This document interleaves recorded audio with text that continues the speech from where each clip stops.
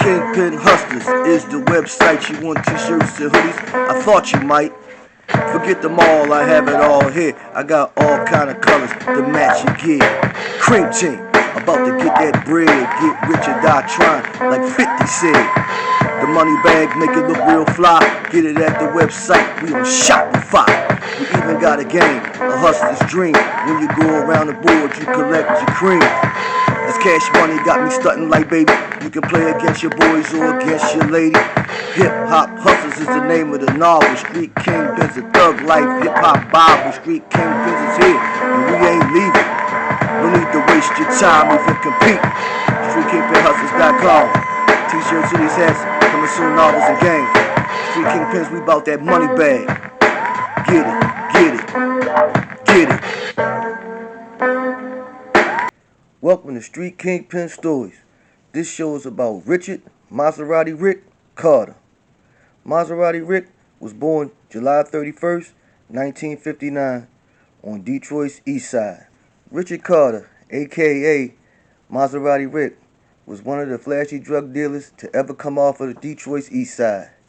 Gifted with the gift of gab, Maserati would penetrate all arenas he entered. As a founding member of Detroit's well-known drug cartel, Best Friends organization, Maserati would become a legend among the already established underground figures of Detroit. In addition to being quick with the trigger, he also was quick with his hands, allowing him to capture the attention of Tommy the Hitman Hearns. During the height of Detroit's crack craze, Maserati Rick Carter reigned as the most recognized of all of the flashy, high-rolling dealers in Motor City. None could match Rick's flair for the dramatic and a tribute he would display even in death. Rick Carter first came to the attention of local authorities when he was at the age of 18. He drew a conviction for receiving stolen property. It would be 5 years before Carter became a player in the city's drug trade. Originally a small-timer with big dreams, Carter's ascent began with the fall of Sylvester Seal Murray in 1992. Murray had been a prime source of cocaine, heroin, and marijuana for scores of inner-city dealers for more than a decade. Murray had been a chief supplier for Detroit's big-time crack gang, YBI. The conviction of Murray, along with the top leaders of YBI, provided an opportunity for ambitious young men such as Carter and his best friend, Demetrius Holloway, to move into the position as the new generation of drug pushers. After 3 short years in the crack trade, Maserati Rick controlled one of the most prominent networks operating on the east side. Carter and Holloway worked the east side peacefully along with each other.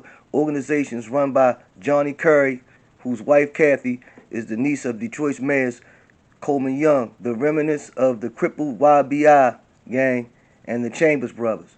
Following the arrest and conviction of the Curry brothers and 6 of their top lieutenants in 1987, Rick and his partner Holloway began making moves to secure the east side as their personal kingdom. One of the first steps in consolidating their power was to join forces with teenage drug supplier White Boy Rick, while financing the organization of rocking Reggie Brown's murder for a hired troop under the umbrella of his best friends, with Brown providing much needed protection and muscle, and White Boy Rick provided a local source of product. Carter began expanding his operation by providing an alternative to his crack with heroin. Federal agents took note of Carter's frequent trips to Florida and Los Angeles.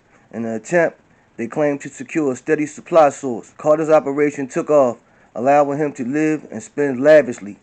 Carter listed his home address and bungalow on Birdwood Avenue in northwest Detroit, but he was known to have kept a residence in at least 2 other locations.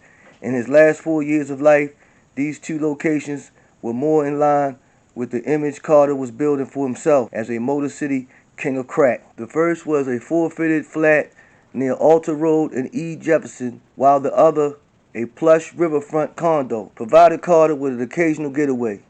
To match the proceeds of his drug operation, Carter invested millions in local businesses, many of which were east side car washes or hair salons, which served as a drop-off or pickup points for his runners. Investigators listed Carter as a kilo man, meaning he dealt with 2.2-pound quantities of cocaine and heroin. This method of dealing signified his wealth and importance, demonstrated by the fact that only the most important traffickers and wealthy could afford to inventory such quantities without extreme financial difficulties.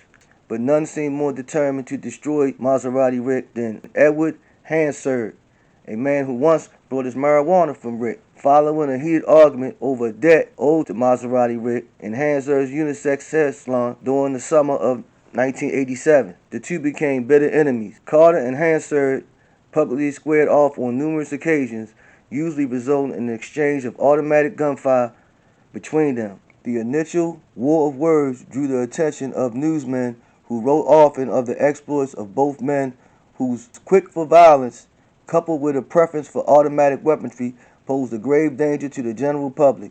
As Hansard built an organization which began to cut into the profits of Carter and the best friends, the upstart was marked for termination, a fact best demonstrated by an impromptu meeting which resulted in a wild shootout between the two dealers and a couple of their soldiers, which left Hansard with a nasty scar across his abdomen, the result of a wound he received from the confrontation with Maserati Rick and his forces.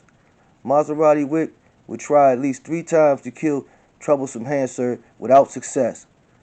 The failure of Carter to eliminate Hansard would be a fatal mistake after yet another conflict on September 10, 1988, outside of one of Carter's businesses, left Rick hospitalized with bullets in his stomach and one of Hansard's soldiers slightly wounded in the arm. 2 days after the initial shooting, the same man involved with the initial shooting entered room 307 at Mount Carmel Mercy Hospital and shot Maserati Rick. He was pronounced dead at 6:01 p.m. The next day, police announced their prime suspect was Ricky Parker, an associate of Hansard's who was fast establishing himself as the single most dangerous man on the east side of Detroit. Just hours after the death of Maserati Rick, it was learned that another man whom he had been having a bitter feud with intended to call Rick as his defense witness in trial he claimed was a result of Carter initiated the frame-up. Following his murder, the legend of Maserati Rick Carter received its finishing touches during a grand funeral in which he laid in a $16,000 silver coffin constructed to resemble a Mercedes-Benz, complete with spinning tires. Following the emotional service, Maserati Rick was laid to rest in Elmwood Cemetery, the final resting place of thousands of underworld figures, including the royalty of Detroit's powerful partnership. Street Kingpins doesn't condone drug dealing, crime, or violence. This lifestyle usually ends with prison or death. You can love the streets, just remember, the streets don't love you back. Like, subscribe, and comment. Tell a friend to tell a friend. Thanks for watching. Peace.